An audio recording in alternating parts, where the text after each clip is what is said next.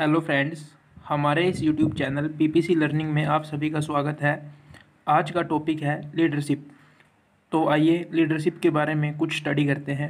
Leadership को हम define कर सकते हैं कि leader is an integral part of work and social life. कि जो लीडर होता है वह एक इंटीग्रल पार्ट होता है वर्क का और सोशल लाइफ का। In any situation where a group of people want to accomplish a common goal, a leader is required. किसी भी सिचुएशन में जहाँ पे एक ग्रुप काम करता है पीपल का, वहाँ पर एक लीडर होना आवश्यक होता है। The ability of individuals to influence the behaviour of others is known as leadership. ये लीडरशिप की डेफिनेशन है। A leader derives potential to influence the behaviour of other through power. A leader can derive power from various sources. अब इनमें सबसे first आ जाता है legitimate power, फिर आता है reward power, number 3 coercive power, number 4 expert power, number 5 information power, number 6 referent power, number 7 connection power. अब हम इनको थोड़ा थोड़ा डिफाइन कर सकते हैं। जैसे लेजिटिमेट पावर में आ जाता है, इसका एग्जाम्पल है जैसे कोई चेयरमैन है किसी कॉरपोरेशन का, तो उसके पास अपने पोस्ट के साथ साथ कुछ पावर्स होती हैं, वो लेजिटिमेट पावर में आ जाती हैं। Number 2 reward power. हम लेजिटिमेट पावर में ये भी बोल सकते हैं कि जो लेजिटिमेट पावर होती है ना, वो फॉर्मल पोजीशन से डिराइव होती है। अब रिवार्ड पावर में आ जाता है जैसे एम्प्लॉय को बोनस देना, इंक्रीमेंट देना या प्रमोशन देना, ताकि वह अच्छे से काम कर सके ऑर्गेनाइजेशन के गोल को अचीव करने के लिए। कोएर्सिव पावर में आ जाता है कि जैसे कोएर्सिव पावर में हम बोल सकते हैं कि जैसे जो हमारे पास अगर कोई एम्प्लॉय है, हम उसको पनिश करते हैं, उसकी सैलरी कट करते हैं, उसके वोकेशंस में थोड़ा कट करते हैं अगर वह काम को अचीव नहीं कर पाता, यानी कि उसको डराने से रिलेटेड जो होती है वो कोएर्सिव पावर में आती है।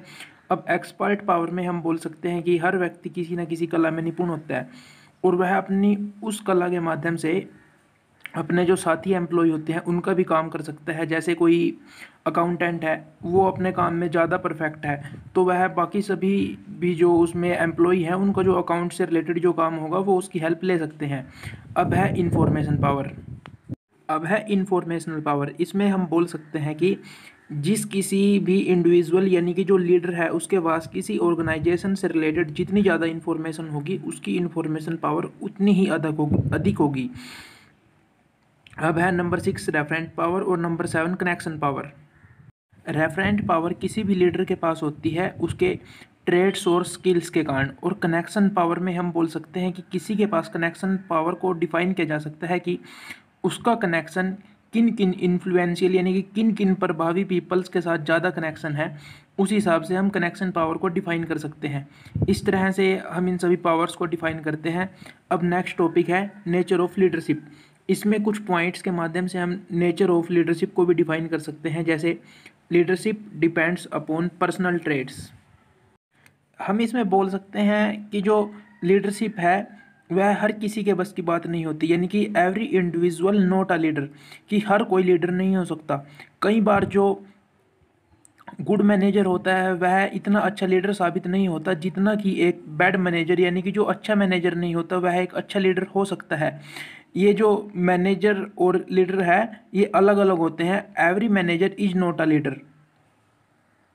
अब इसके बाद जैसे लीडरशिप इज सिचुएशनल। जो लीडरशिप है वह सिचुएशनल होती है। जो लीडरशिप सिचुएशनल इस तरह से होती है कि वह वेराइज करती है situation to situation.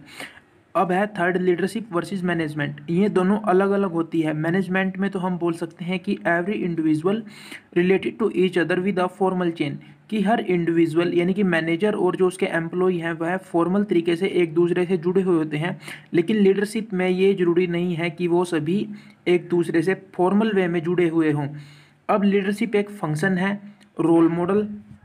Role model होता है, कोई भी लीडर होता है वह अपने एम्प्लॉयज़ यानी कि कोई भी जो लीडर है वह एक रोल मॉडल हो सकता है। अब जो लीडर है वह अपने जो सबॉर्डिनेट्स हैं यानी कि जो उसके आगे एम्प्लॉय हैं, जो उसके पार्टनर है, उनसे वो तभी स्पोर्टिव नेचर की एक्सपेक्ट कर सकता है जब वह खुद स्पोर्टिव होगा। अब लीडर्स आर आल्सो फॉलोअर्स, कि जो लीडर होते हैं वह खुद भी कई बार फॉलोअर्स होते हैं। 7 है leadership is a pervasive function, कि जो लीडरशिप है वह सिर्फ एक ऑर्गेनाइजेशन के अंदर ही लिमिटेड नहीं है। लीडर यानी कि किसी भी फील्ड में हो सकता है। अब 8 है leadership aims at goal achievement.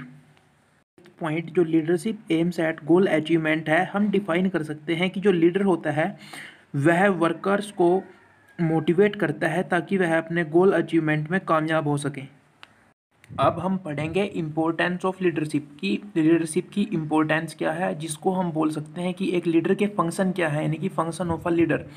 अब इसमें नंबर 1 पॉइंट है लीडर प्रोवाइड्स टास्क सपोर्ट। जो लीडर होता है वह अपने एम्प्लॉय यानी कि जो उसके साथी होते हैं उनके लिए एक स्पोर्टिव नेचर तैयार करता है, यानी कि उसका जो नेचर होता है वह स्पोर्टिव होना चाहिए।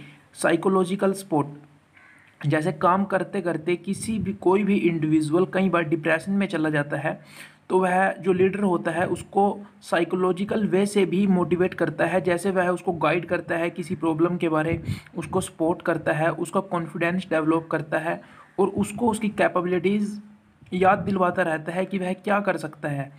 अब इसमें नंबर 3 पॉइंट है डेवलपमेंट ऑफ इंडिविजुअल्स। जो लीडर होता है वह इंडिविजुअल की डेवलपमेंट में भी बहुत बड़ा सहायक होता है। नंबर 4 है बिल्डिंग द टीम स्पिरिट। अब जैसे बोल सकते हैं कि कोई भी बड़ा काम कोई अकेला व्यक्ति नहीं कर सकता, या जो कर सकता है तो वह बहुत टफ होता है उसके लिए। अब जो लीडर होता है उसका मेन काम होता है टीम बनाना और उस टीम में एक एकता बनाए रखना, जिससे गोल अचीवमेंट में बहुत मदद मिले। अब नंबर 5 है मोटिवेशन। वही बात है कि जैसे जो लीडर है वह अपने एम्प्लॉय को टाइम टू टाइम मोटिवेट करता रहता है, जिससे वो डिप्रेशन में ना चले जाएं। Provides feedback. नंबर 6 पॉइंट है जो वो है प्रोवाइड्स फीडबैक। कोई भी इंडिविजुअल है, आम आदमी भी अगर कोई है, अगर वह कोई काम करता है तो वह उस पर फीडबैक चाहता है। अगर उसको कहीं से कोई फीडबैक नहीं मिलेगा तो वह डीमोटिवेट हो सकता है। अब जैसे कोई भी अगर अच्छा काम करेगा तो वह अपने लिए कुछ अच्छा सुनना चाहेगा। अब जो लीडर होता है वह उसको फीडबैक देता है और अगर उसकी कोई प्रॉब्लम होती है तो उसको बार बार गाइड करता है कि यह ऐसे दूर हो सकती है ताकि वह मोटिवेट होता रहे।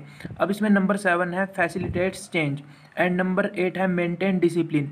जो डिसिप्लिन होता है वह किसी भी काम में बहुत बड़ा फैक्टर है। अब लीडर का एक और ये भी काम है कि वह अपनी ऑर्गेनाइजेशन या जिस भी काम में वो लीडर है वहाँ पे डिसिप्लिन मेंटेन रखे। अब ये सभी इम्पोर्टेंस है लीडरशिप की, जिनके बारे में हम आगे थोड़ा थोड़ा डिफाइन कर सकते हैं, जैसे मैंने अभी आपको वीडियो में बताया। अब नेक्स्ट टॉपिक है हमारा लीडरशिप स्टाइल्स। अब लीडरशिप स्टाइल्स को हम डिफाइन कर सकते हैं कि leadership style is defined as the manner in which the leader supervises and directs the members of the team. Leadership style reflect different type of leaders.